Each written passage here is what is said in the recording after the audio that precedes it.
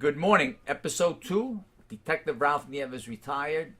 And we're going to start out today on and describe to you the ODALE, the Office of Drug Abuse Law Enforcement, which I think is very relevant so that you guys out there, the new generation, will understand what's going on. ODALE stands for the Office of Drug Abuse Law Enforcement.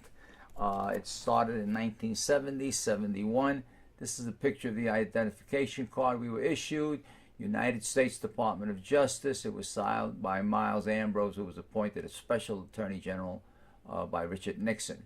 The reason I want to describe this to you and speak to you about it, because certain things came up today that became very relevant. We're starting to talk about, I have to explain to you, Watergate was the abuse of the executive branch of government by Richard Nixon in 1971, and now Spygate. People are afraid to use the word spy, but believe me, folks, when I explain to you guys, it's spying. Whether it's a confidential informant, whether it's a cooperating individual, whether it's a cooperating witness, don't let anybody fool you. I'm here to clear up the smoke and screen.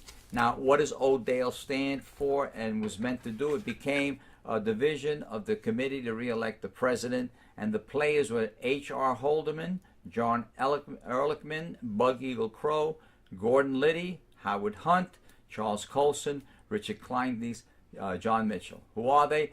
Attorney Generals, Assistant United States Attorneys, CIA agents, DEA agents. And the dichotomy of it is that today, let me jump over to Spygate, which is the Department of Justice, what's going on today with the Department of Justice and the FBI. Let me stress one point. The cast of characters here, James Comey, Clapper, Brennan, Loretta Lynch, Susan Rice, and let's not forget Samantha Powers, okay? But let me stop for a second to go back to St. James. That's James Comey, okay? James Comey would be indicative of an individual that is really abusive in his powers, or at least it seems to be that way, and I would like to think that if he did something wrong, he would be brought to justice, because today, as opposed to Watergate and Spygate, for you younger generation people, it's much more important that the people responsible for any improprieties be brought before the bar of justice. Now, I'll be talking much more about that and explaining to you the process that goes into that and exactly what occurred and how the abuse of power could be very dangerous. And particularly when you have dirty cops. Dirty cops is the term that's used very commonly by meaning most people associated with police officers. But dirty cops could also be assistant United States attorneys that are abusing their power, district attorneys that are abusing their power. And in particular, when it comes to U.S. attorneys and district attorneys, these are people that are representing the government and are supposed to prosecute judiciously, because that's all I'm looking for here, justice, so that you understand what justice is all about.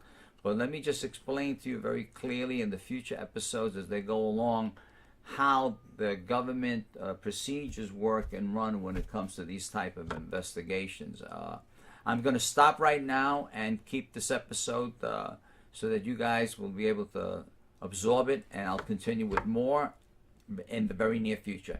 Have a wonderful day. Again, retired Detective Ralph Nieves, bilingual polygraphist. Oh, one last point.